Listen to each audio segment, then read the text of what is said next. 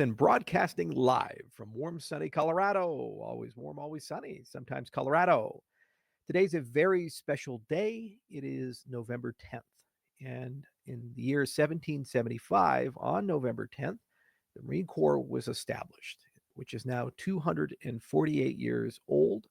And for everyone who served in the United States Marine Corps as a Marine, including my grandfather who served 1948 and 1952, happy birthday and congratulations, and thank you for the service that you've given to the nation and continue to always give. Once you're a Marine, you're always a Marine. For those who don't know, this is a pretty special tradition for the Marines. It's not a normal birthday. A lot of Marines take it to heart and they have a lot of fun on November 10th. And it's something that sticks with them whether they're in service or out of service. It's basically the beginning of the toughest group of fighters the world's ever known and never going to be the end. It's just an homage to it. So I wanted to make a quick video because we have so many Marines in the Cardano ecosystem, to wish them all a happy birthday and to thank them for all of that. I also wanted to make a video to tamper people down a little bit. During a presidential transition, things are very milky and many discussions are happening. And it's very clear that I'm going to be involved in some capacity influencing policy in the United States. And there are options on the legislative side. There are potential options on the executive side. But I'm already seeing headlines like Charles Hoskinson's going to shape U.S. crypto policy, and people are allowing their wildest dreams and imaginations to get ahead of them. During the transition period, the presidency has to pick over 5,000 different roles and then thousands and thousands of sub roles that are associated with those roles, as well as the large roles inside the cabinet. So currently, the transition team is worried about the big ticket items. Chief of staff has just been selected, Secretary of State, Treasury Department, amongst many other things. U.S. crypto policy, while it is important and it's something that the Trump administration wants to solve and get forward progress on for everybody, it is not in the first round of considerations. So you have to moderate expectations a bit, and it's unclear how advisorships are going to work, how many there are going to be, and what controls are going to be put in place for conflicts of interest, ethics, and other such things. So it's impossible to definitively say that, for example, one person is going to be selected as a crypto czar versus a large committee of people in industry and people in the administrative branch are going to come together and figure something out. Also, it is very likely that the legislative branch will be doing the majority of the leading with U.S. crypto policy at the moment. There have already been two major efforts, one which was very successful, Fit 21, and congratulations to all the people that were involved in that, which passed the House with bipartisan support. 61 Democrats voted on it. It was not sent to the Senate. They decided to wait until the next Senate took session, which is now Republican dominated with 53 Republican senators. There's some current discussions of whether Senator Scott or Senator Blackburn or another will be the chair of the Banking Committee and the upcoming Senate. That is the committee, more likely than not, that will decide the legislative side of what needs to happen to unite these efforts. The FIA was the other major effort, and that came from the Senate. That was Senator Lummis and Gillibrand's bill. I've met with Senator Scott. I might meet up with Senator Blackburn here in January. We'll see. And I've also met with Senator Wyden and other people. There is a goodwill right now, including up to the Senate Majority Leader, who will soon be a minority, Senator Schumer, to actually pass cryptocurrency legislation. So there's a lot out there, and reconciliation of these things with the administration is going to be interesting. And there's technically a slight conflict of interest with the administration, given that members of the family have launched a cryptocurrency project. So there's an open question of what the ethics are going to look like with this. So, as I mentioned in my prior video, we are establishing a policy office. It's going to connect all these dots together. And the sole purpose of that organization is going to be to try to pull enough together so that a law can work its way through. But it's unclear at the moment how big the goalposts will be, where they're going to be. If it's just going to be for asset classification, which is predominantly what we've seen in FIA and FIT 21, when we look at is it a commodity or a security and test the move between the two, or if it's going to be more ambitious, cover things like stable coins, custody standards, taxation, the government's ability to purchase Bitcoin and hold it in reserve. There were many campaign promises made. The reconciliation of those are going to make it somewhat difficult in the legislative process to get a bipartisan bill passed. So there does have to be some discussion there. And the challenge is that it's difficult in industry for the industry leaders to directly participate based upon the role and function of advisorships. So we have been in contact with members of the administration. We continue to do so. We continue to be in contact with members of the Senate, some members of the Congress. As you know, I meet with them on a pretty regular basis. We're setting up a dedicated office that will focus on reconciliation.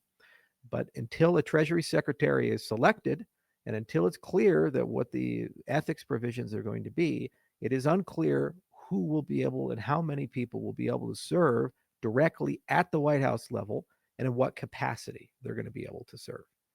Now, what I've been doing is pulling names together and providing those names to the transition team of people I think would be excellent advisors who have a broad set of experiences in the industry as a whole across many different ecosystems, whether it be the mining industry and Bitcoin and people who have been in the Bitcoin space a long time, people who have run exchanges, people who have been involved in layer one protocols, people who have been involved in the DeFi space. There's a long list of these types of things that are based in America, and they have endured the industry, all the ups and downs. It's at the prerogative of that transition team to ultimately make a decision of what they want to do with that and who's going to go there. So I do believe we will be involved in some way. It's hard to say the exact nature of it, and it would be misinformation to say that Charles Hoskinson is leading U.S. crypto policy. I don't think any person, regardless of how big they are, including the president, actually has that mandate because crypto policy is both reflected with current laws, the legislative branch, the administration, the administrative arm of the U.S. government, as well as the Trump administration at the moment. So I wanted to issue a clarifying statement so people's exuberance doesn't get too high, because I appreciate what you're saying and feeling, and perhaps you feel this will give some form of unfair advantage or uh, benefit to Cardano. The reality is, my goal has always been, as I spoke before Congress in, I believe it was 2022, and I intend on speaking before the Senate 2025 if we can get that set up, depending on who the new chair is going to be, to promote a universal crypto policy that's good for all people in the industry. Okay, and that policy has to be multimodal. It has to talk about things like taxes. It has to talk about things like bank accounts. It has to reconcile the often difficult relationship that the crypto companies have had with the banking sector as a whole. We have to talk about asset classification and when things are commodities and securities and other such things, and they move back and forth. And it does actually have to talk about how do you regulate DeFi in the United States. Currently, it's a very difficult concept, and it has to preserve and protect rights and freedoms, the right to develop, it has to preserve and protect the right to hold your own assets and for non-custodial wallets to always remain be legal. We have to put protections in place so that we don't fall into a trap where everything has to be KYC and AML'd. And unfortunately, it's not going to be an easy path forward because there are many actors here, and it is uncertain and unclear how this current Treasury Department will transition to the new Treasury Department and the leadership there in that Treasury Department. And as I've mentioned before, this is not the top priority of the transition team. The top priority right now remains to be much more significant roles, which involve the current wars that we're having, the $35 trillion national debt, the border crisis. These are the roles that are top shelf. The second order roles will get to these secondary concerns, which are important industries, but they take a backseat to the border crisis and other major things like MEHA, for example, Make America Healthy Again. So I just wanted to point that all out and make sure that people moderate their expectations somewhat. I will be involved. Just a question of how close can I be? Because obviously, I'm not going to, for example, resign as CEO of Input Output and divest all my crypto holdings to be completely neutral. And it's unclear how that's going to work with advisors. Second, it's very probable that if there's a committee, a commission, then there will likely be a subcommittees for each of the areas of cryptocurrency policy if the goal is to produce a single unified report. And typically that would be instantiated through an executive order.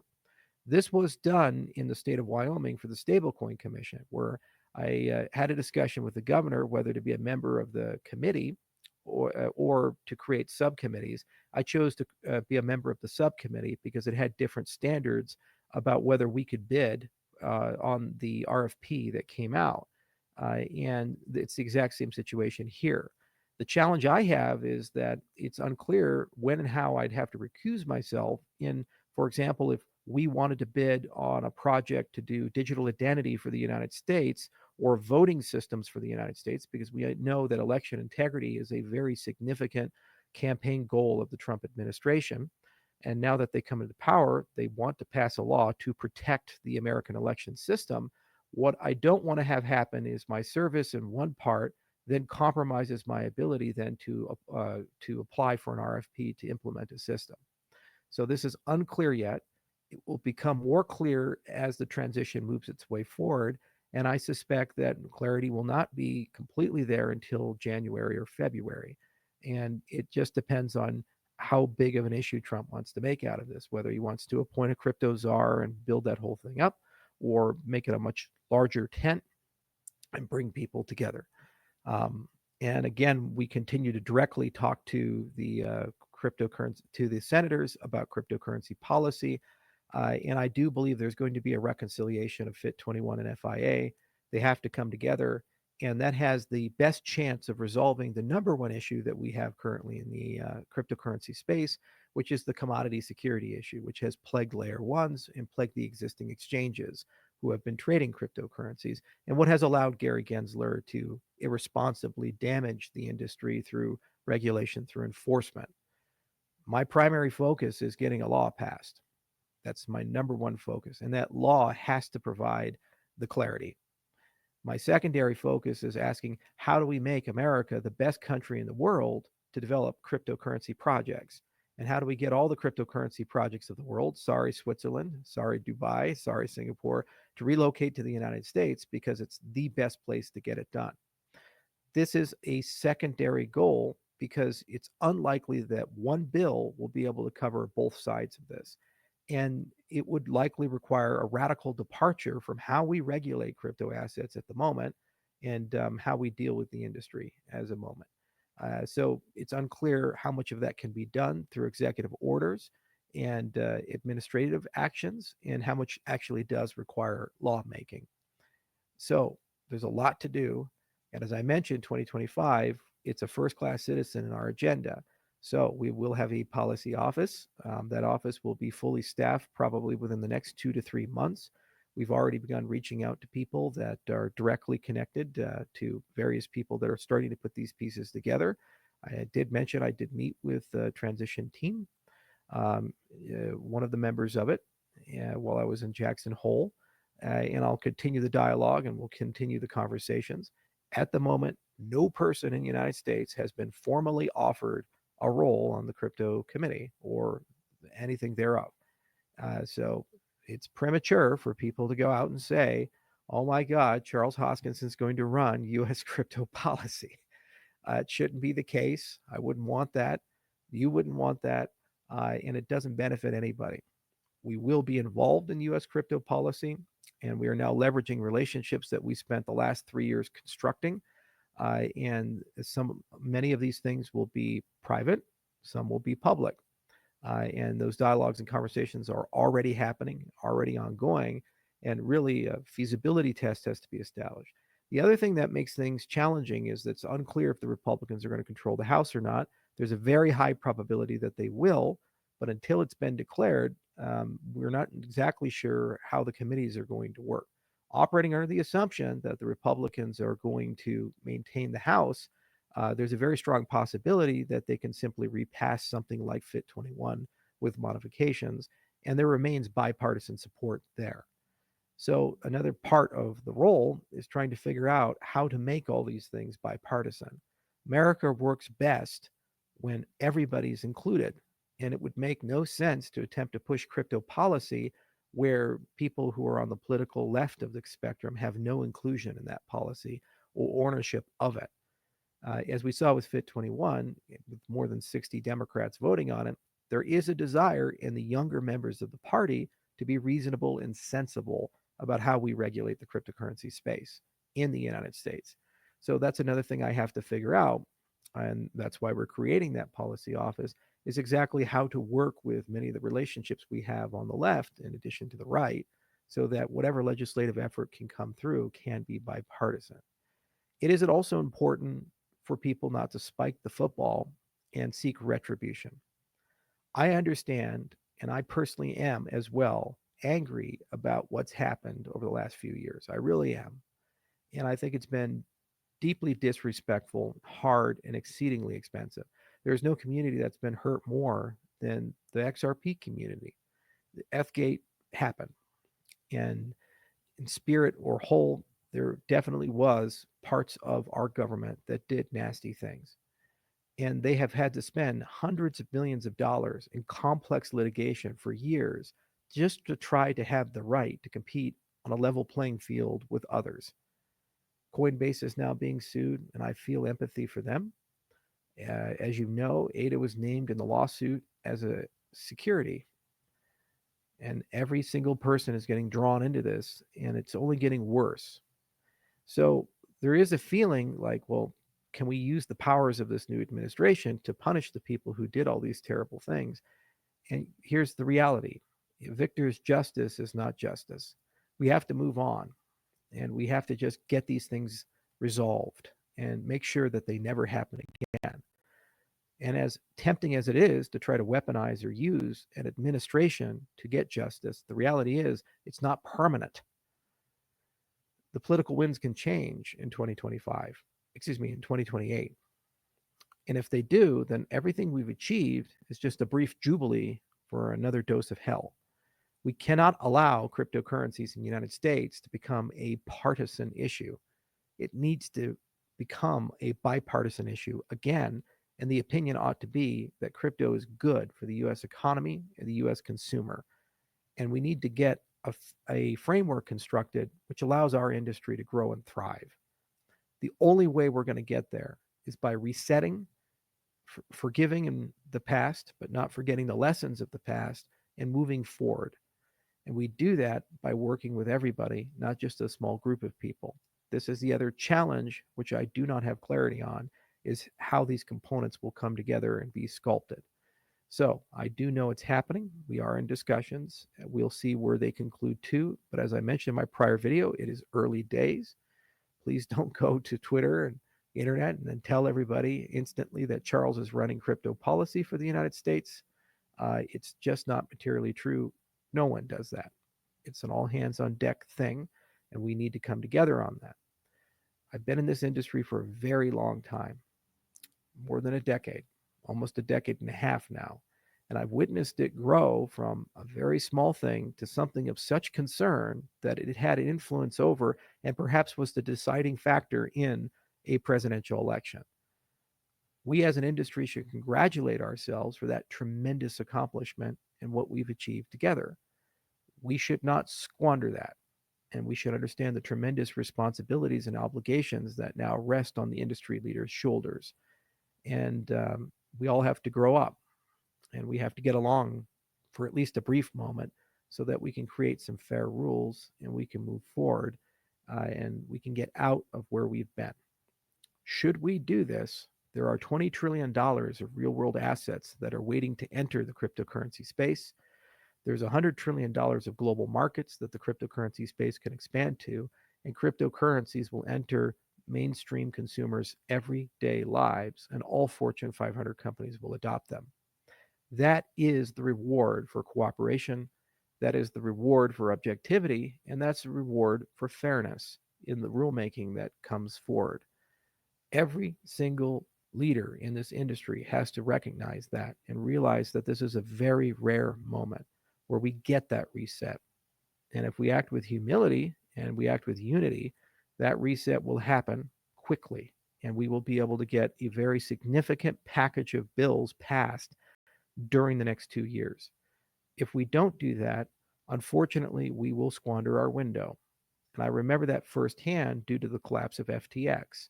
We were in trajectory to actually get a law passed in 2022. We were really close to it, and everybody was working really hard.